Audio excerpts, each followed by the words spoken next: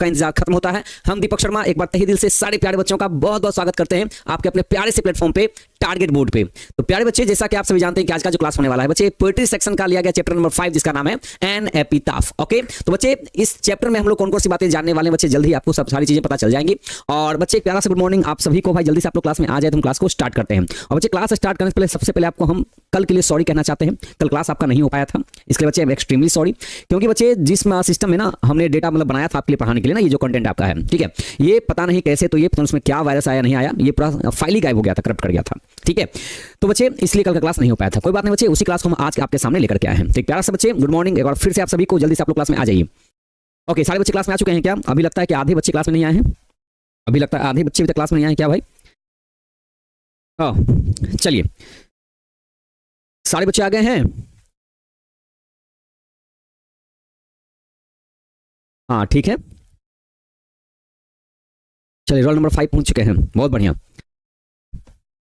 हाँ, तो प्यारे बच्चे, जिन बच्चों ने पूरा साल भर सिलेबस कंप्लीट किया है, जिन बच्चों ने पूरा साल भर सिलेबस कंप्लीट किया है, तो वो कम से कम बच्चे थोड़ा सा पेशेंस रख के चलेंगे। और जो बच्चे एकदम नए नए एकदम सीधे क्रैश कोर्स में जुड़े हुए हैं, है ना, उन सब चीज़ों को भाई एकदम देखते हुए चलना है कि और भी हमारे भाई बहन हैं जो पढ़ने आए क्रैश कोर्स में, तो भाई उनके लिए सब कुछ नया नया होता है ना। तो भाई जल्दबाजी में आप ये कमेंट मत कीजिए कि सर थोड़ा फास्ट खींच लीजिए, सर फास्ट खींच लीजिए, क्योंकि देखिए बच्चे, आप तो साल भर पढ़ लिया, आपका तो बेस्ट रिवीजन हो रहा है, लेकिन जो बच्चे टारगेट बोर्ड से उम्मीद लगाए कि भाई हम क्रैश कोर्स पढ़ के भी अच्छा मार्क्स स्कोर कर सकते हैं ना, तो भाई उनके लिए भी थोड़ा सा सोचना है हमें ना, हमें और आपको मिलकर के सोचना है, ठीक है, ताकि हम लोग सब मिलकर के आगे बढ़ें, कोई पीछे ना रह जाए बस, है ना। चलिए, तो अब हम बच्चे चैप्टर को शुरू करते हैं। देखिए बच्चे, चैप्टर का नाम दिया गया है एन एपिटाफ है, ये चैप्टर नंबर 5 बच्चे पोएट्री सेक्शन का, ठीक है। और एन एपिटाफ चैप्टर के जो राइटर हैं वो कौन है? वो है Walter de la Mare. Okay, इनका नाम आपने क्लास 10th में भी पढ़ा होगा, है ना। जब आप पैनोरमा पार्ट 2 बुक पढ़ा होगा आपने, तो उसमें जो आपका पोएट्री सेक्शन का जो लास्ट चैप्टर है ना, जिसका नाम है मार्था, क्या नाम है? मार्था। तो मार्था चैप्टर के भी राइटर यही थे, Walter de la Mare. Okay, और बच्चे आज का जो चैप्टर हमारा है एपिटाफ, इसके भी कंपोजर कौन है? तो वॉल्टर डे ला मेयर है। अब हमको ट्रिक से कैसे याद रखना है कि एग्जाम तक में हमको याद हो जाए, तो बच्चे ट्रिक से हमको ऐसे याद रखना है ना, देखिए यहाँ पर क्या लिखा हुआ है? एपिटाफ है। तो अगर हम एपिटाफ को अगर थोड़ा स्लो वर्जन में अगर पढ़ेंगे तो क्या निकलेगा? एपिता। क्या निकलेगा? एपिटाफ। ओके, मतलब इस बीच में एक कॉमन सा वर्ड निकला है, क्या? पिता। क्या निकला है? पिता। तो पिता मतलब पापा जी, है ना, पिता मतलब पापा जी हो गए यहाँ पर। तो हम लोग ऐसे याद रखेंगे, है ना, कि पापा जी ने मतलब पिताजी ने, है ना, वाटर में ढेला मारते हुए देख लिया। क्या कर दिया? ढेला मारते हुए देख लिया, ढेला मारते हुए देख लिया, है ना। अब देखिए इसमें पिता लिखा हुआ है बच्चे, यहां देखिए वॉल्टर को हम वाटर बोल सकते हैं ना, वाटर मतलब पानी, तो ढेला लोग कहां मारते? सीधे पानी में से मारते हैं ना। तो पिताजी ने वाटर में ढेला मारते हुए देख लिया।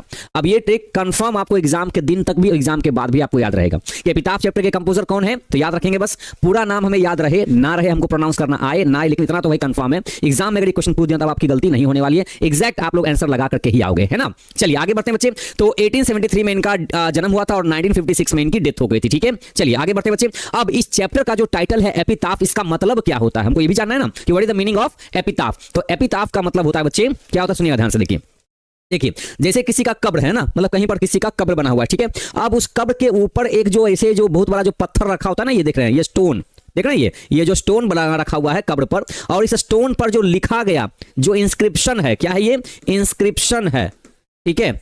इंस्क्रिप्शन, ये जो है इंस्क्रिप्शन है ना, एक जो लेख लिखा गया है इसके ऊपर कि फलाना आदमी का जन्म कब हुआ था, फलाना आदमी का डेथ कब हुआ था, ये कैसे इंसान थे, मतलब एक शॉर्ट टर्म में यहाँ पर एक शॉर्ट ऐसे लिखा होता है, तो छोटा सा लिखा होता है ना, इनके बारे में थोड़ा सा हिस्ट्री बताया जाता है। तो बच्चे ये जो लिखा हुआ जो चीज है ना, इसको एपिटाफ कहते हैं। ये नहीं कि पूरे इस पत्थर को एपिटाफ कहते हैं, नहीं।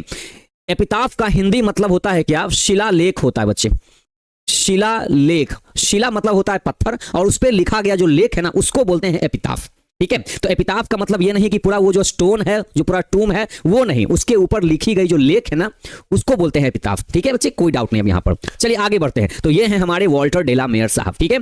आगे बढ़ते हैं बच्चे, अब इनके लाइफ से थोड़ा सा जो very very important personal details बच्चे, उसके हम लोग चर्चा करने वाले हैं। देखिए क्या लिखा गया है, he belong to England, he belong to England. He मतलब कौन? अपने वॉल्टर डे ला मेयर साहब, ये बिलोंग करते हैं इंग्लैंड से। हमने जहां तक बच्चे आपको बताया था कि लगभग हमारे जो राइटर है ना, वो इंग्लैंड से चाहे अमेरिका से बिलोंग करते हैं, ठीक है। तो उनमें से एक ये भी है वॉल्टर डे ला मेयर साहब, जो संबंध रखते हैं कौन सी जगह से? इंग्लैंड से, मतलब इंग्लैंड में इनका जन्म हुआ था, ठीक है। And later on settled in England. Okay, ये यहां पर गड़बड़ हो गया है, later on settled in America, ये होना है पर अमेरिका, ठीक है। ये यहां पर गड़बड़ा गया है, इसको ऐसे नहीं, America. After lost his father at the age of 4, मतलब अपने यहां पर एज मतलब बच्चे यहां पर उम्र हो गया, ये क्या हो गया 4 मतलब 4 साल, क्या हो गया ये 4 साल, ठीक है, मतलब 4 साल की एज में, 4 साल की एज में इन्होंने अपने फादर को खो दिया था, ठीक है।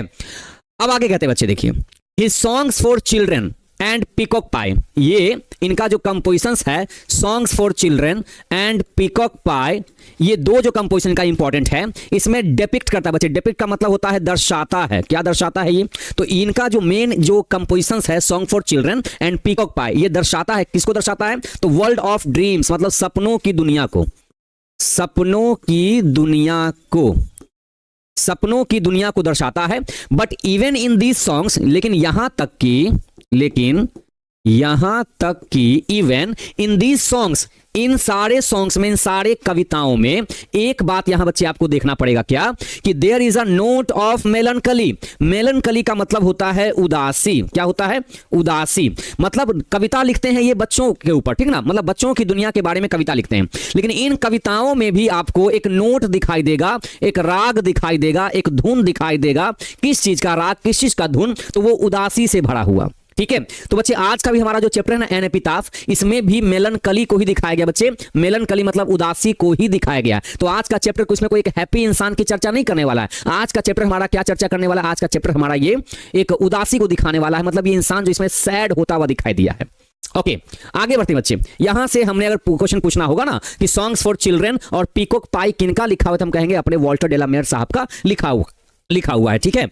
अब यहां देखिए, ये जो कवि हैं Walter de la Mare, makes us aware of the inhuman condition of modern life, मतलब ये जो कवि है ना, ये हमें अवेयर करते हैं, मतलब ये हमें जागृत करते हैं, मतलब हमें जगाते हैं, ठीक है, मतलब हमें रूबरू कराते हैं, मतलब दिन दुनिया से हमको ना एक आईना दिखाने का काम करते हैं। ये कौन सा, तो the in the human condition, in human का मतलब होता है अमानवीय होता है, अमानवीय, अच्छा मानवीय का मतलब अच्छा, उसमें अ लग गया मतलब हो गया खराब, मतलब जो एक इंसान में एक जो है ना कंडीशन जो उसकी होती है, जो स्थिति होती है, यहां पर वो अमानवीय स्थिति को दिखाते हैं कि आज के मॉडर्न जमाने में है ना, आधुनिक जीवन में इंसान, इस आधुनिक जीवन में इंसान मानवीय के ऑपोजिट अमानवीय होता जा रहा है, मतलब वो बदलते जमाने के साथ जैसे अपने आप को मॉडर्नाइज करता जा रहा है, वैसे वैसे उसकी जो हालात है ना, उसकी जो स्थिति है, वो अब ह्यूमन से इनह्यूमन होता जा रहा है। सबकी बात नहीं कह सकते, लेकिन हाँ कुछ इंसान अपने आप में बहुत ज्यादा बदलाव लाते दिख रहे हैं। ओके, आगे बढ़ते बच्चे, बिल्कुल बच्चे, अगर आपका आज प्रैक्टिकल एग्जाम है स्कूल में तो कोई दिक्कत नहीं, तो बस भाई थोड़ा देर का काम होता है ना, आप क्लास करके भी जा सकते हैं, कोई दिक्कत नहीं है, ठीक है।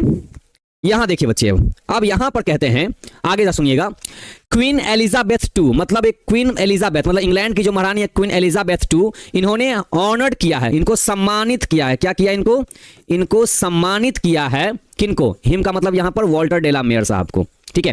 तो क्वीन एलिजाबेथ II ने इनको सम्मानित किया है with the order of merit. With the order of merit बोलने का मतलब क्या हो गया, with the order of merit बोलने का मतलब हो गया एक अवार्ड का नाम है जिसका नाम है ऑर्डर ऑफ मेरिट, और कब इनको दिया गया, तो 1953 में। ओके, मतलब अभी आपने देखा था कि इनकी डेथ कब हो गई बच्चे, 1956 में इनकी डेथ हो गई, इनकी मौत हो गई।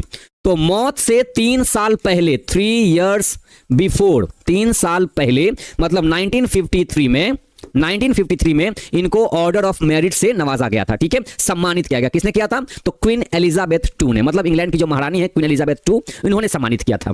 ओके, आगे बढ़ते बच्चे, अब आगे बढ़ते हैं, यहां से बच्चे आपका यहां पर पोएम स्टार्ट होता है, ठीक है बच्चे, यहां से आपका पोएम शुरू होता है। यहां देखिए, Here lies a most beautiful lady, poem में बच्चे लिखा गया है Here lies a most beautiful lady, ठीक है।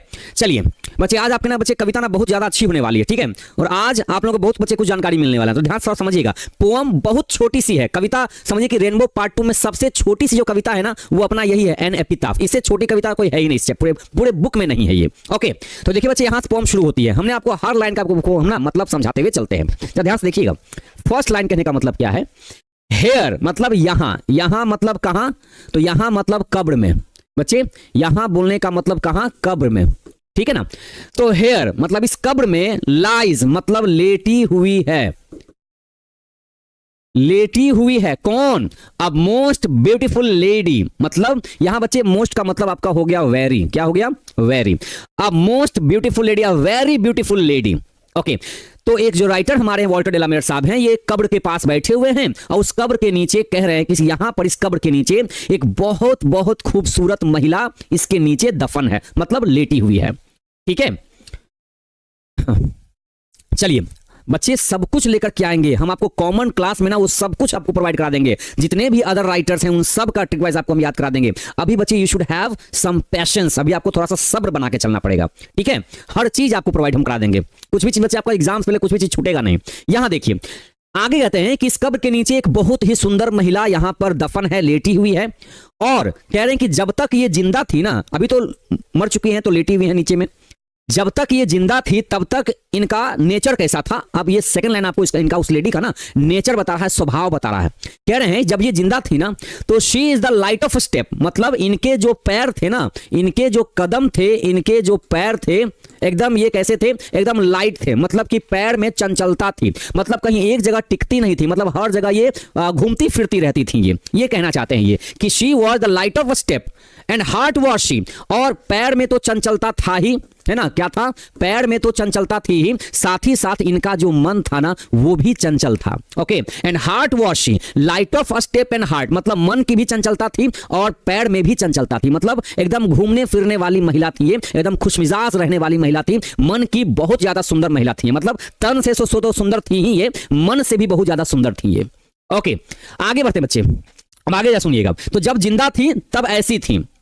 आई थिंक, आई मतलब कौन, वॉल्टर डेलामेयर साहब अपने बारे में कह रहे हैं, जो पोएट हैं वो कह रहे हैं कि आई थिंक, जहां तक मुझे लगता है, आई थिंक मेरा अपना विचार है, it's my opinion, she was the most beautiful lady, मतलब पहले क्या बोला, अ मोस्ट मतलब वेरी ब्यूटीफुल, अब क्या बोल रहे हैं कि she was the most beautiful lady, सबसे ज्यादा खूबसूरत महिला यही रही होंगी। कहां, दैट एवर बोलने का मतलब है अभी तक का, अभी तक की सबसे सुंदर महिला अगर कोई रही होगी अपने वेस्ट कंट्री में, तो बच्चे that ever was in the west country, कि अभी तक इससे ज्यादा सुंदर महिला अपने पश्चिमी देश में शायद ही कोई रही होंगी। एवर बोलने का मतलब कोई शायद ही ऐसा कोई सुंदरता किसी के चेहरे पर रहा होगा। ओके, अब ये बात ऐसा क्यों कहना चाह रहे हैं अब ये बात ऐसा इसलिए कहना चाहते हैं क्योंकि ये जो महिला है इनकी बहुत करीबी है, हो सकती है इनकी बिलव्ड हो सकती हैं या इनकी वाइफ हो सकती हैं, तो उन्हीं पर इन्होंने कविता लिख डाला है ये। ठीक है, नहीं तो कोई किसी के दूसरे के कब्र पे जाके इतना क्यों रोएगा, इतना उदास क्यों रहेगा, उनके बारे में इतना एक्सप्लेन कैसे करेगा। इसका मतलब ये जो महिला या तो इनकी बिलव्ड रही होंगी, इनकी प्रेमिका रही होंगी, या फिर इनकी वाइफ रही होंगी, है ना। तो आगे बढ़ते बच्चे, तो यहां देखिए, तो ये जो कब्र है यहां पर, इसके ऊपर है ना, यहां पर देख रहे हैं आप, ये एक क्या लगा हुआ है, ये एक शिलालेख यहां पर देखिए पड़ा हुआ है, एक एपिताफ यहां देखिए पड़ा हुआ है ना। तो ये जो टूम है, जो मकबरा इसे बना दिया जाता है, उसके ऊपर जो लेख लिखा जाता है ना, इसी को एपिताफ कहते हैं। अब इस चैप्टर में एपिताफ का कितना क्या मतलब, इसको बार बार चैप्टर का टाइटल ही एपिताफ कर दिया गया है, जबकि अभी तक एपिताफ ऐसा वर्ड को मिला अभी तक नहीं हमको यहां पर, है ना। अभी देखिए पढ़ते आगे क्या कहते हैं। तो बच्चे याद रखिएगा कि ये कह रहे हैं कि हेयर का मतलब इस कब्र में जो महिला लेटी हुई है बहुत सुंदर महिला है, जब तक ये जिंदा थी ना तब तक इनके पैर जमीन पर टिकते नहीं थे, और ये मन की भी इनके अंदर चंचलता थी, मन से भी ये बहुत ज्यादा शुद्ध थी, मतलब ठीक ठाक थी। और आई थिंक मुझे लगता है कि ये महिला अभी तक के पश्चिमी सभ्यता में ना इनसे ज्यादा खूबसूरत कोई शायद ही रहा होगा, ये कहना चाहते हैं ये। आगे बढ़ते बच्चे, बट लेकिन यहां पर लग गया बट, कि जब तक जिंदा थी तब तक इनके पैर नहीं टिकते थे, मन की भी सुंदर थी और तन से बहुत ज्यादा सुंदर थी ये कह रहे हैं। लेकिन कह रहे हैं कि लेकिन, अब देखिए लग गया लेकिन बोलने का मतलब कुछ ऑपोजिट है ना। तो but beauty vanishes beauty passes, लेकिन चाहे कोई कितना भी सुंदर क्यों ना हो, उसकी जो सुंदरता है, उसकी जो ब्यूटी है ना, वो वैनिश कर जाती है, वो समय के साथ ना ढलती चली जाती है, और ढलते ढलते पूरा क्या होता है, पास कर जाता है। मतलब जो सुंदरता कभी आप किसी को जवानी में देख रहे हैं, वही उसकी सुंदरता धीरे धीरे करते करते करते करते जब बुढ़ापे की तरफ इंसान बढ़ता है ना, तो उसके चेहरे की जो सुंदरता है वो दिन पर दिन वो ढलती चली जाती है वो। तो यहां कह रहे हैं राइटर कि चाहे कोई कितना भी सुंदर क्यों ना हो, देखिए क्या कहते हैं, हाउएवर, चाहे कोई कितना भी किसी की सुंदरता रेयर हो, रेयर बोलने का मतलब करोड़ों में एक हो, करोड़ों में एक चाहे क्यों ना हो, है ना। हाउएवर रेयर इट बी, चाहे कोई करोड़ों में एक हो सुंदरता के मामले में, लेकिन उसकी भी सुंदरता एक दिन वैनिश कर जाती है, गायब हो जाती है, धीरे धीरे क्या करती है, गुजर जाती है, ढल जाती है, ये कहना चाहते हैं ये। ओके, तो बच्चे आप इस पिक्चर के जरिए समझ सकते हैं। अब देखिए ये इस एक्ट्रेस का नाम क्या है बच्चे, मनीषा कोइराला। ऐसे से मतलब बहुत सारे एक्ट्रेस हैं जो 90s के दशक में थे, चाहे जो 2000 के दशक, जो 2000 में थे। तो ऐसे लोग जो कभी एक ऐसा दिखते थे ना, अभी देखिए ऐसे दिखते हैं। इसका मतलब है कि इंसान की सुंदरता समय के साथ ढलती चली जाती है, इसलिए कहते हैं we should not proud of our है ना, ब्यूटी, मनी, इन सब पे, मतलब पैसे पे कोई घमंड नहीं होना चाहिए, क्योंकि इंसान कभी भी ना आसमान से सीधे सीधे जमीन पर पटकता हुआ दिखाई देता है, गिरता हुआ। वैसे ही सुंदरता भी होती है। इंसान आज सुंदर है, जरूरी नहीं है कि वो जीवन भर बुढ़ापे तक भी वो उतना ही सुंदर दिखे जितना कि वो अपनी जवानी में दिखता था, जो अपने यंग एज में दिखता था, है ना। कभी आप देख रहे हैं ऐसा, ये देखिए एक एक्टर का नाम है, ये विनोद खन्ना जी हैं, विनोद खन्ना जी, है ना, बहुत हैंडसम एक्टर थे अपने जमाने के, लेकिन देख रहे हैं जब बीमारी इनको हुई थी, जब इनको कैंसर हो गया था, तो इनका चेहरा आप देख सकते हैं, है ना। और बुढ़ापे में भी ऐसा था ना कि इनका चेहरा बहुत अच्छा दिख रहा था, लेकिन ये देखिए बीमारी के टाइम में कैसे दिख रहे थे ये।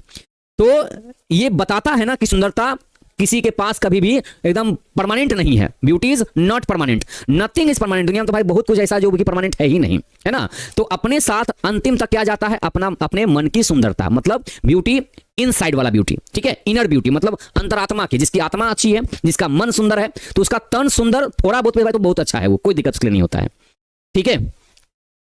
आगे बढ़ते हैं बच्चे। हाँ, यहां देखिए बच्चे, एक बच्चे कमेंट करेंगे सर कि भोज के दिन कोहरा रोपिएगा। अरे भाई कोहरा जरूरी है कि कोहरा ही रोपेंगे? हाँ, जरूरी कि भोज में कोहरा ही खाना है, पनीर नहीं खा सकते हैं? ये बताइए, पनीर नहीं खाने का मन है, कोहरा ही रोपेंगे, कोहरा ही आपको खिलाएंगे हम।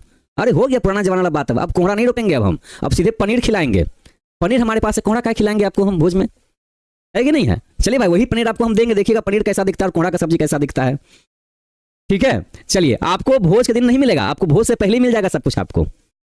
हाँ, अब आगे बढ़ते हैं बच्चे। तो ये तो बात राइटर ने यहाँ बहुत बड़ी बात कह दी कि भाई सुंदरता कभी लॉन्ग लास्टिंग नहीं हो सकता है, कभी भी ये, है ना, एक एज के साथ, एक उम्र के साथ ये ढलता हुआ दिखाई देगा ये, ठीक है। आगे बढ़ते हैं बच्चे। अब देखिए, तो इससे हमको बहुत कुछ सीखने को था। तो जिन लोगों को भाई अपनी सुंदरता पे जब वो ज्यादा अगर घमंड करते हैं तो ये चीज बहुत गलत है, नहीं करना चाहिए, ओके। क्योंकि वक्त के साथ ना ये सारी चीजें क्या होती है, देखिए वैनिश कर जाएंगी, ढल जाएंगी और ढलते ढलते गायब भी हो जाएंगी, है ना। अब यही देखिए बात यहाँ पर कही गई थी कि देखिए कि ये जो महिलाएं जब इतनी ज्यादा सुंदर हुआ करती थी, लेकिन आज इस कब्र में लेटी पड़ी हैं, तो आज इनकी सुंदरता को देखने वाला कौन है? कोई नहीं है, कोई है? कोई नहीं है ना। चलिए बच्चे कहने से नहीं सर बैगन खिला दीजिएगा। अरे भाई मतलब जो परंपरा चलते आ रहा है कि बैगन कोहड़ा सब्जी वही सब खिलाएंगे, अरे कभी पनीर का भी मजा लीजिए, ठीक है बच्चे, थोड़ा सा पनीर का भी मजा लिया जाए। आगे देखिए, and when I crumble who will remember. अब देखिए यहां पर राइटर कह रहे हैं, बड़ी ही उदासी के साथ कह रहे हैं, बहुत ज्यादा उदास होकर के कह रहे हैं कि when I crumble who will remember. बच्चे यहां क्रम्बल का मतलब होता है डाई। क्या होता है? डाई। कह रहे हैं कि आज तो मैं जब जिंदा हूं, अपने आप के बारे में, आज मैं जिंदा हूं तो मैं तुम्हारे कब्र पे आकर के, है ना, फूल माला चढ़ा देता हूं, चाहे तुमको याद कर लेता हूं। जब मैं मर जाऊंगा, जब मेरी मौत हो जाएगी, व्हेन आई क्रम्बल, जब मैं मर जाऊंगा, हु विल रिमेंबर, कौन तुम्हें याद रखेगा? मेरे जाने के बाद कौन तुम्हें याद रखेगा? अब आज ये हैं तो भाई अपना उतने कब्र में से पहचान लेते हैं कि यहाँ पर जो कब्र है मेरी प्रेमिका का, चाहे मेरी वो वाइफ का है, तो ये तो ढूंढ के वहां पर आ जाते हैं फूलमाला चढ़ाने के लिए, इनको याद है। लेकिन अगर इनकी डेथ हो जाएगी तो कौन, किसको पता है कि इस कब्र के नीचे कौन लेटा हुआ है? किसको पता है? किसी को पता नहीं चलेगा ना। राइटर हैं तो भाई आपने खुद चले आते हैं, लेकिन जब यही नहीं रहेंगे, कह रहे हैं कि जब मैं मर जाऊंगा तो कौन तुम्हें याद रखेगा? तो भाई कौन तुम्हें याद रखेगा ना, इसी का बच्चे आंसर है एपिताफ। इसी का आंसर है कि इनके जाने के बाद भी दुनिया इस महिला को याद रखे, इसके लिए, है ना, एक एपिताफ बनाना पड़ेगा। कब्र के ऊपर में एक एपिताफ बनवाना पड़ेगा, जिसमें लिखना पड़ेगा कि ये महिला ऐसी थी, चाहे ये महिला कैसी थी, ऐसे करके, ठीक है। तो यही क्वेश्चन का बच्चे आंसर यहां पर आता है, हमारा टाइटल एपिताफ, ठीक है, कि वो शिलालेख लिखा रहेगा तो हर कोई जानेगा कि अच्छा ये महिला यहां पर बहुत सुंदर थी, इनका जन्म ये हुआ था, इनका डेथ ये हुआ, और ये महिला कैसी थी, है ना। आगे बढ़ते हैं बच्चे। This lady of the west country, है ना, कि व्हेन आई क्रम्बल, जब मेरी डेथ हो जाएगी तो कौन याद रखेगा? Who will remember this lady, इस महिला को, इस पश्चिमी देश की महिला को, इतनी खूबसूरत महिला को कौन याद रखेगा? तो याद तभी रख पाएंगे ना जब लोग इनके बारे में जानेंगे। तो जब तक एपिताफ नहीं बना रहेगा तब तक लोग इसको कैसे याद रखेंगे? तब तक लोग इसको कैसे याद रखेंगे, है ना। तो इसी के लिए क्या होता है जरूरी, कि एपिताफ होना जरूरी होता है, ठीक है, एपिताफ होना जरूरी होता है, ठीक है। अभी तो एपिताफ में आपको ऐसा कुछ दिखाई देता है ना, मतलब ये आप देख रहे हैं जो एपिताफ होता है वो ऐसा दिखता है ना, ऐसा, है ना, पत्थर का बना हुआ। अभी क्या होता है ना, जापान कंट्री में क्या हुआ, जापान कंट्री में, तो जापान में हो गया क्या कि अब यहां पर आपको लिखा हुआ दिखाई नहीं देगा, यहां पर ना अब आपको, है ना, यहां पर एक स्कैनिंग वाला सिस्टम लगा दिया गया है। यहां आपको साफ साफ लिखा हुआ नहीं दिखा देगा, यहां पर, है ना, बारकोड दिया रहेगा, आप स्कैन जब कीजिएगा ना तब जाकर के पता चलेगा, आपके मोबाइल में दिखा देगा, पूरा पूरा डेटा दिखाई देगा उनका, ठीक है। ये जापान ने सबसे पहले ये काम किया था यहां पर, ओके, कि यहां पर स्कैनर लगा होगा, जो भी जाएंगे यहां पर खाली स्कैन कर लेंगे, यहां पर पता चल जाएगा कि अच्छा यहां पर कोई इंसान जो है वो लेटे हुए हैं, इनका जन्म ये कब हुआ था, इनका डेथ कब हुआ था, ये कैसे इंसान थे, पूरा डेटा आपके मोबाइल पर आ जाएगा डायरेक्ट, ठीक है। तो यहां देखिए बच्चे, तो ये बहुत ही बच्चे छोटी सी कविता थी, ये बहुत छोटी सी कविता थी, लेकिन इसमें बच्चे ये जो लाइन लिखा है ना, ये जो लाइन लिखा ना, ये सबसे बेस्ट लाइन यहां पर लिखा गया है। यहां पर इस पूरी कविता में सबसे जो बेस्ट लाइन है ना, वो ये है कि however rare it be but beauty vanishes beauty passes. Exam में भी कहता है क्या कि ये लाइन कौन से चैप्टर से लिया गया है? तो बच्चे ब्यूटी का मतलब ना यहां पर एपिटाफ चैप्टर से लिया गया है। ठीक है, ध्यान रखिएगा, आगे फिर आपको तरीके और बताए जाएंगे याद करने के। फिलहाल बच्चे इस चैप्टर के आ गए हैं सब्जेक्टिव टाइप क्वेश्चंस, जिसमें कहा गया है, पूछा गया है कि in the poem an epitaph what will happen when the poet dies. अब आप कहेंगे सर इतनी छोटी कविता थी। यस बच्चों, पूरे 12th क्लास के जो रेनबो पार्ट 2 जो बुक है ना, उसमें जितनी भी पोएम्स हैं, उन सब में सबसे एकदम स्मॉलेस्ट जो पोएम है ना, वो यही है अपना एन एपिटाफ।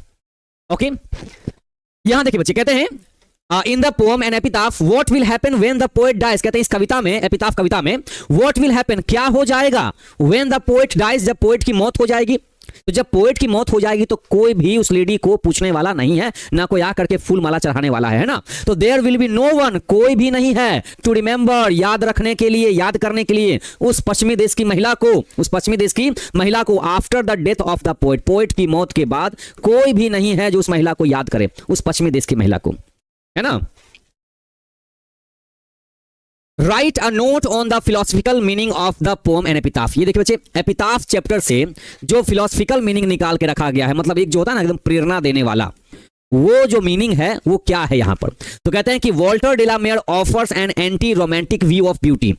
इन्होंने इस कविता में ना, ये जो सुंदरता होती है ना, लोग सुंदरता को बहुत अच्छा मानते हैं, बहुत अच्छा मानते हैं, सब लोग भाई सुंदरता की तारीफ करता है, लेकिन ये जो राइटर है यहाँ पर सुंदरता का ना थोड़ा सा ऑपोजिटनेस दिखाया, मतलब थोड़ा सा यहाँ पर उसको विपरीत दिशा में दिखाया है, मतलब उल्टा करके दिखाया है कि देखो कैसे सुंदरता बाद में इतनी ज्यादा बेकार हो जाती है। इन्होंने उसको उल्टा करके दिखाया है, ये बताने के लिए कि जिस इंसान को अपनी सुंदरता पे घमंड हो जाती है, उस इंसान एक बार देख ले कि देखो बहुत ऐसे चेहरे दुनिया में हैं जो पहले बहुत ज्यादा सुंदर दिखते थे, लेकिन आज के डेट में उनके भी चेहरे पर झुर्रियां लटकती हुई दिखाई देती हैं, है ना, उनके भी बाल सफेद होते दिखाई देते हैं, उनके भी हाथ पैर में ये जो ना ये स्किन लटकते हुए दिखाई देते हैं। ये बताना चाहते हैं कि सुंदरता एक टाइम तक होती है, उसके बाद तक नहीं होती है। तो वही कह रहे हैं कि Walter de la Mare offers an anti romantic, romantic view का मतलब एकदम सुंदरता के साथ भरा हुआ दृश्य, लेकिन यहां पर इन्होंने उसका ऑपोजिट दिखाया है ना, यहां पर ऑपोजिट दिखाया इन्होंने कि नहीं देखो मरने के बाद यहां पर कोई सुंदरता नहीं, यहां पर है ना, व्यू ऑफ ब्यूटी, सुंदरता का यहां पर जो दृश्य है ना वो एंटी रोमांटिक होते दिखाया गया, मतलब उल्टा। ठीक है, ही आर्ग्यूज दैट, इस बात पे अपना तर्क देते हैं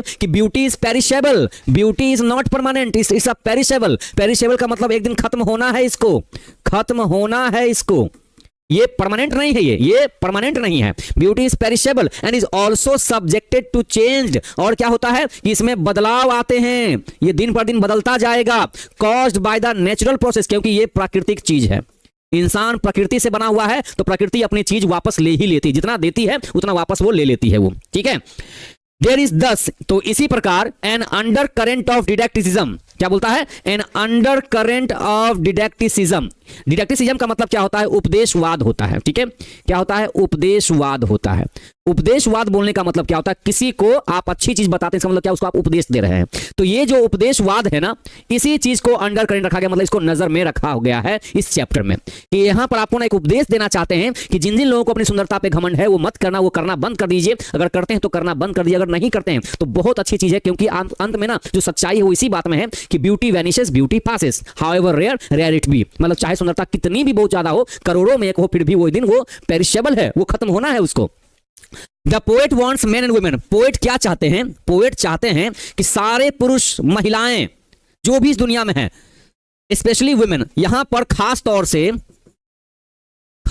से इन्होंने महिलाओं के बारे में कहा है, टू कल्टीवेट, की बनाइए, कल्टीवेट कीजिए, बनाइए, क्या बनाइए, सच क्वालिटीज, ऐसी खासियत अपने अंदर लाइए कि सुंदरता भले ही आपके तन की गायब हो जाए, फिर भी लोग आपको याद करें इस दुनिया में, फिर भी लोग आपको इस दुनिया में याद रखें, याद करें, आपके सिर्फ तन की सुंदरता के लिए नहीं, बल्कि आपके मन की सुंदरता के लिए, आपकी अपनी खासियत के लिए, आपको अपनी क्वालिटी के लिए लोग याद करें आपको, है ना। Such qualities of mind and heart, मतलब मन की सुंदरता, है ना। यहां देखिए दिमाग, मतलब दिमाग भी अच्छा होना चाहिए और आपका जो मन है वो भी अच्छा होना चाहिए। तो mind and heart that may endear them to posterity as well, मतलब इतना ज्यादा अपने अंदर खासियत लाइए, इतने ज्यादा अपने अंदर क्वालिटी को पैदा कीजिए कि आप आने वाली जो पीढ़ी है, जो आने वाली पीढ़ी है, मतलब आपका जो अगला जनरेशन है ना, उस तक एक अच्छा मैसेज आप दे पाए, मतलब आपका जो मैसेज है वो अच्छा जाना चाहिए, आने वाली पीढ़ी तक खराब नहीं जाना चाहिए, समझ गए। तो इसीलिए सुंदरता एक अंत होता है उसका, परमानेंट नहीं है। तो इस बात से हमको एकदम सच्चाई सामने आ जानी चाहिए। ओके, हाँ, रूप और रुपया, सही बात है, रूप और रुपया पे घमंड नहीं करना चाहिए।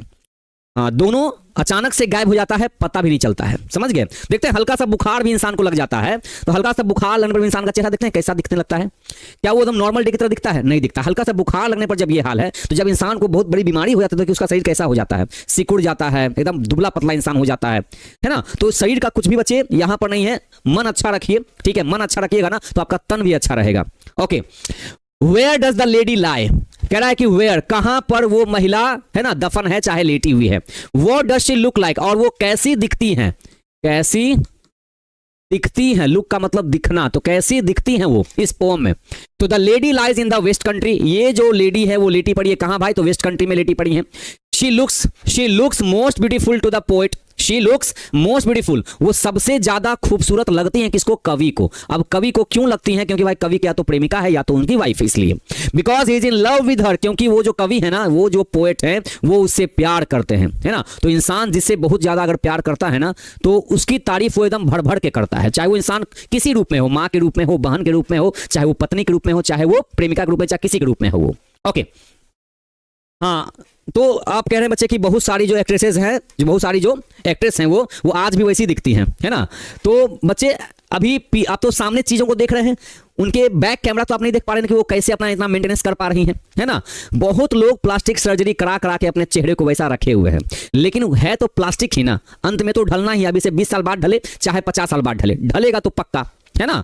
चलिए, और हम आपके पास भाई उतना पैसा कहाँ है कि हम लोग अपने चेहरे को एकदम प्लास्टिक सर्जरी कर करके एकदम पूरा होंठ को अलग डिजाइन में कर दें, नाक को अलग डिजाइन में कर दें।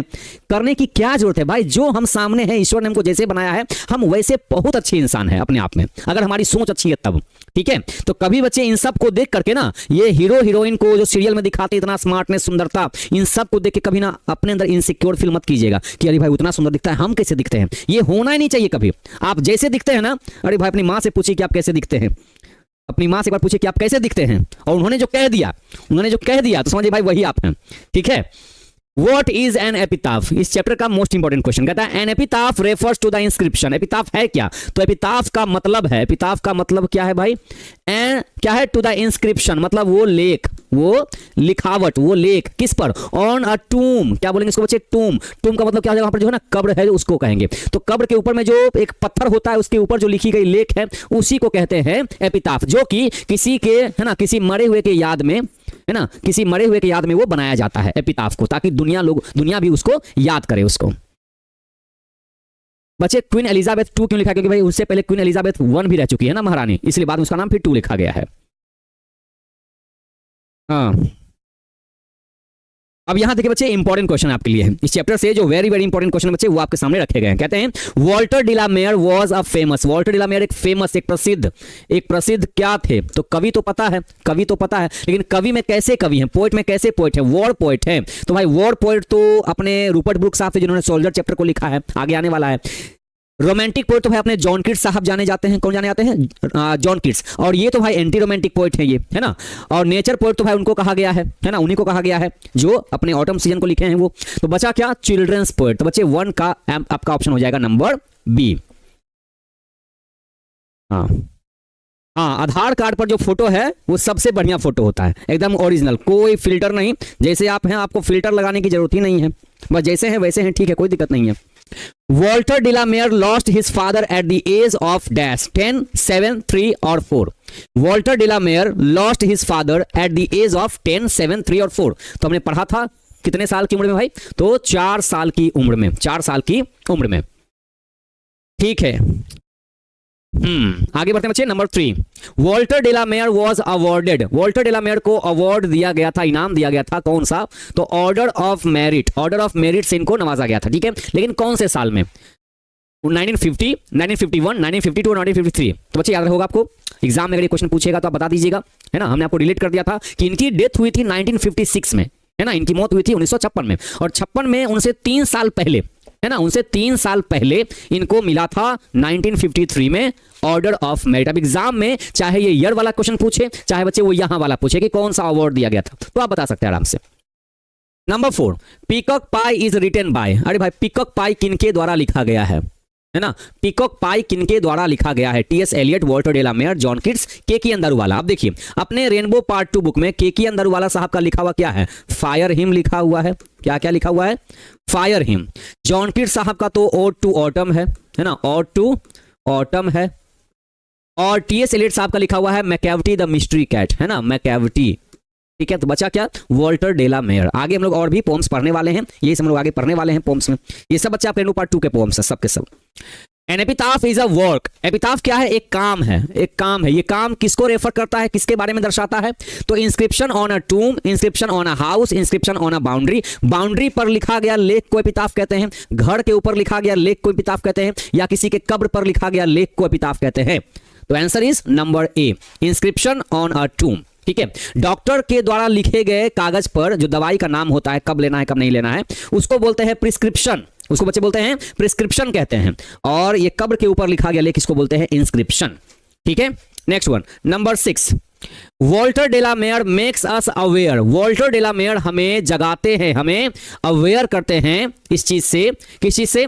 गरीबी से, सपने से, या in human condition of ancient life, प्राचीन जीवन में जो इंसान अमानवीय हरकत करता है वैसा, या फिर in human conditions of modern life. तो भाई प्राचीन जमाने तो इंसान के पास उतना शौक भी नहीं था, उतनी इच्छाएं भी नहीं थी, लेकिन अभी डेट में हर इंसान को अपनी इच्छाएं बहुत ज्यादा पूरी करनी होती है ना। लोग इस विचार में लग जाते हैं भाई कि हमको ये इच्छा पूरा करना है, कोई इच्छा पूरा, उसके चलते हमको भले ही दूसरे को हर्ट करना पड़ जाए, लोग कर देते हैं। तो ये मॉडर्न लाइफ में ना ऐसा होते हुए देखा जा रहा है। तो इसी चीज से हमें जगाते कहते कि नहीं, इंसान भले ही जमाना बदल रहा है लेकिन अपनी इच्छाओं पर हमेशा काबू हमेशा करके रखना चाहिए। Okay, next one, where does the lady lie. Lady कहां लेटी पड़ी हैं? वो जो लेडी है कहां पर लेटी पड़ी हैं? यार्ड में, आंगन में, आंगन में, है ना, या फिर बेड पर, या पार्क में, या फिर ग्रेवयार्ड में, कब्रिस्तान में, कहां पर आखिर? तो भाई कब्रिस्तान में ही तो लेटी पड़ी रहेंगी ना, कोई भी इंसान मरने के बाद तो। हाँ, ग्रेवयार्ड या फिर घाट। Next one, who was light of a step and heart. कौन इन चार में से वो कौन है जो जब जिंदा थी तो उनके पैर में चंचलता थी, है ना, मन में चंचलता थी? कौन है वो? तो अ मैड लेडी, पागल औरत, या फिर एक अगली लेडी, बदसूरत। अगली का मतलब होता है बदसूरत, बदसूरत होता है। ठीक है, एन ओल्ड लेडी, एक बूढ़ी महिला, या अ ब्यूटीफुल लेडी, एक सुंदर महिला। तो इसमें एक सुंदर महिला की ही चर्चा की गई है। तो बच्चे 8 का ऑप्शन हो गया आपका D. What is not permanent, कह रहा है कि what is not permanent, ऐसा क्या है जो परमानेंट नहीं है, मतलब है ना जिसका कोई अंत नहीं है, ऐसा कौन सा चीज है ना जो नहीं है? तो ये कहता देखिए, what is not permanent but rare in the world। हो सकता है कि दुनिया में वो रेयर हो, है ना, वो रेयर हो, करोड़ों में एक हो, लेकिन फिर भी परमानेंट नहीं है। वो चीज कौन है वो? ठीक है, राइटर का ऑब्जेक्टिव क्लास ले लेंगे बच्चे, लेकिन पहले हमको ये बताइए, पहले हम पोएट्री सेक्शन कंप्लीट करेंगे तब ना। पहले हम पोएट्री सेक्शन कंप्लीट कर लेंगे, उसके बाद फिर आपको हम सारे राइटर का एक बार ट्रिक से बता देंगे, है ना, क्योंकि उसके बाद एक बार टेस्ट भी बनता है। तो सारे पोएट्री पढ़ाने के बाद ही आपका एक टेस्ट पहले बनता है, और टेस्ट लेने के बाद ही फिर हम प्रोज सेक्शन में जाएंगे, फिर ऐसे करके। ठीक है, चलिए बच्चे आगे बढ़ते हैं। हाँ, तो भाई वो चीज क्या है बच्चे? वो चीज है ब्यूटी, मतलब सुंदरता। वो क्या है? सुंदरता। अगलीनेस का मतलब होता है बदसूरती, सैडनेस का मतलब उदासी, हैट्रेड का मतलब नफरत, और लव का मतलब प्यार, है ना। तो समय के साथ सबको जाना है, चाहे दुख हो चाहे सुख हो, इंसान तो जाएगा ही उसमें से, है ना, उसका सब कुछ दूर होगा। सुख दूर जाएगा भाई तो दुख भी दूर जाएगा। Beauty vanishes beauty passes is an expression in the poem. ये जो लाइन यहां पर लिखा गया था छोटी सी कविता में, इसका ये भाई लिखा किनके द्वारा गया है? ये लाइन किनके द्वारा लिखा गया है? एग्जाम में सीधे ये पूछ देता ना कि ये लाइन जो है ना वो कौन से राइटर के द्वारा लिखा गया है। ओके, चलिए बच्चे बताइए।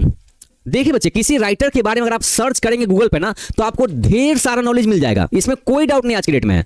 एक क्लिक में गूगल है ना, एकदम सीधे लिखिएगा ना गूगल पे वॉल्टर डे ला मेयर, तो पूरा उनका है ना जो इंसाइक्लोपीडिया है पूरा सामने आ जाएगा। अब आप कहेंगे सर आप क्लास में ये वाला पॉइंट तो नहीं पढ़ाए थे, उनके लाइफ में ये घटना घटी थी। तो बच्चे उसके लिए बस जानकारी है, गूगल पे दिया हुआ, वो सर्च किया हुआ चीज है। लेकिन हमारे 12th क्लास में बच्चे जो जो चीजें दी रहेंगे ना, तो एग्जाम में भी सीधे क्वेश्चन वहीं से आएगा, गूगल से क्वेश्चन नहीं आएगा कभी। ओके, इस बात को बच्चे हमेशा ध्यान रखिएगा। तो ये लाइन कहां से आया भाई? तो एन एपिटाफ चैप्टर से आया है, composed by Walter de la Mare. Okay, next one बच्चे 11, हु विल रिमेंबर, कौन याद रखेगा, व्हेन आई क्रम्बल, जब मैं मर जाऊंगा तो कौन तुम्हें याद करेगा। ये जो लाइन है वो टेकन फ्रॉम बोलने का मतलब टेकन फ्रॉम बोले चाहे इज फ्रॉम बोले, एग्जाम में इज फ्रॉम बोले चाहे टेकन फ्रॉम बोले, मतलब वही है कौन से चैप्टर से ये लाइन ली गई है। ओके, तो बच्चे हम कह सकते हैं ये लाइन अपने चैप्टर एपिटाफ से ली गई है। बाकी बच्चे याद रखिएगा, पोअम से, बच्चे याद रखिएगा, पोअम से ली गई, बच्चे इसको ध्यान से देखिएगा जो हम कह रहे हैं, पोअम से ली गई जितनी भी जितनी भी वेरी वेरी इंपॉर्टेंट लाइंस होंगे, जो पंक्तियां होंगी इस तरह की, वो सब आपको ट्रिक से बताया जाएगा, वो सब आपको एकदम शानदार ट्रिक से बताया जाएगा। मतलब ऐसा बताएंगे आपको ना कि अभी जैसे मान लिया आपके सामने लिखा हुआ कि who will remember when I crumble, exam में पूछ दिया ये लाइन कहां से आया है, तो आपको तो पूरा लाइन पढ़ के जाना पड़ेगा, लेकिन हम आपको इतना शानदार ट्रिक से आपको याद करा देंगे ना, जो वेरी वेरी इंपॉर्टेंट है, जो कि एग्जाम में पूछा जाता है, सीधे वही आपको लाइन लिखा देंगे हम, है ना, एकदम शानदार ट्रिक से, कि एक वर्ड खाली बताएंगे, आप बता दीजिएगा एक बार में, अच्छा ये इस चैप्टर से लिया गया है, ऐसे करके, ठीक है। तो शानदार ट्रिक से बताया जाएगा, ठीक है। हर साल बताते हैं, तो आपको पीछे काहे छोड़ देंगे, आपको भी बताएंगे, क्योंकि हमको आपसे भी 95 प्लस हमको नंबर चाहिए, है ना। चलिए बच्चे आगे बढ़ते हैं। देखिए बच्चे, पोएट्री सेक्शन जैसे कंप्लीट होगा ना, तो जो एकदम मोस्ट वेरी वेरी नहीं, जो मोस्ट इंपॉर्टेंट समरी होगा, सीधा हम आपको उसका नाम बता देंगे, लेकिन बच्चे अभी नहीं, पहले पोएट्री सेक्शन कंप्लीट होगा, तो पोएट्री में से आपको बस पूरे में से एक समरी लिखाएंगे, बस एक, समझ गए, जिसका सीधा लिंक एकदम एग्जाम से रहेगा सीधा। Next one, Walter de la Mare was awarded, Walter de la Mare को अवार्ड दिया गया था 1953 में, कौन सा अवार्ड, देखिए क्वेश्चन पलट दिया ऐसे करके, एग्जाम में तो वही काम करता है। अब टीचर बता रहे हैं यहां पर कि भाई 1953 में मिला था, अब क्वेश्चन कर दिया यहां से, अच्छा कौन सा वाला मिला था, तो भाई अब दोनों साइड से आपको पढ़ के जाना है, ठीक है, कब मिला था, कौन सा मिला था, तो ऑर्डर ऑफ मेरिट ही तो मिला था ना, ऑर्डर ऑफ मेरिट मिला था, ठीक है। आगे बढ़ते बच्चे, Walter de la Mare belong to dash the country, okay century, sorry century, कौन सी सेंचुरी से ये बिलोंग करते हैं ये, है ना। तो देखिए बच्चे, इनका जो जन्मदिन है वो देखिए कब तक का है, देखिए 1873 से देखिए 1956 है ना, यहां देखिए, तो ये है ना 2000 से पहले 1956 में, तो हम ये कह सकते हैं इनका कि ये है ना 20th सेंचुरी के ये क्या है, ये पोएट हैं। तो बच्चे 13 का आपका ऑप्शन क्या हो जाएगा, नंबर सी, सही है ना, ओके। तो बच्चे राइटर के भी बच्चे पर्सनल डिटेल से क्वेश्चन पूछा जाता है, तो भाई 13 नंबर का बच्चे ऑप्शन क्या सही है, 20th सेंचुरी, प्यारे बच्चे बताइएगा क्या 20th सेंचुरी सही है, हाँ सारे बच्चे बताएंगे, ओके बच्चे। आपको मैं एक काम बच्चे आपको हम और दे रहे हैं, बच्चे एक काम आपको हम दे रहे हैं, ठीक है ना।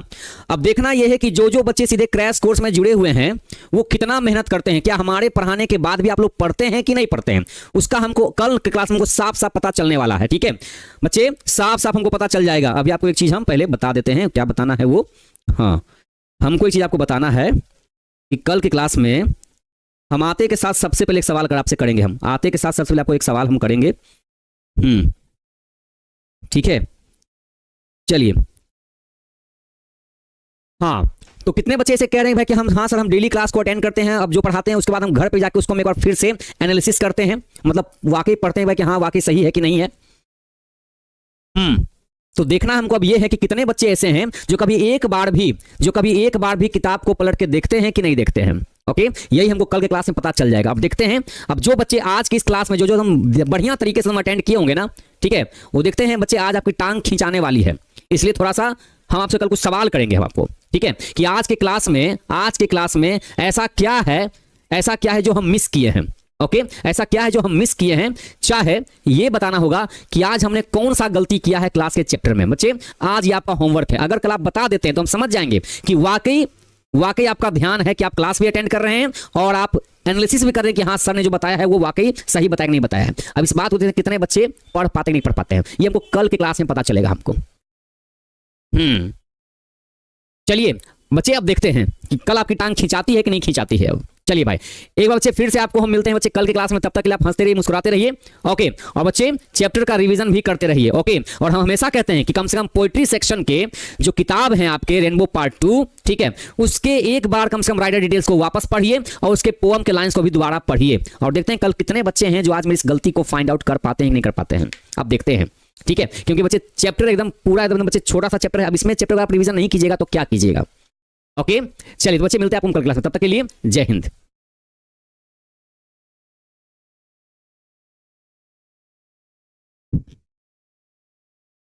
जय हिंद प्यारे बच्चों, कैसे आप सभी, उम्मीद करते हैं कि आप लोग सब अच्छे से होंगे और मन लगाकर पढ़ाई कर रहे होंगे।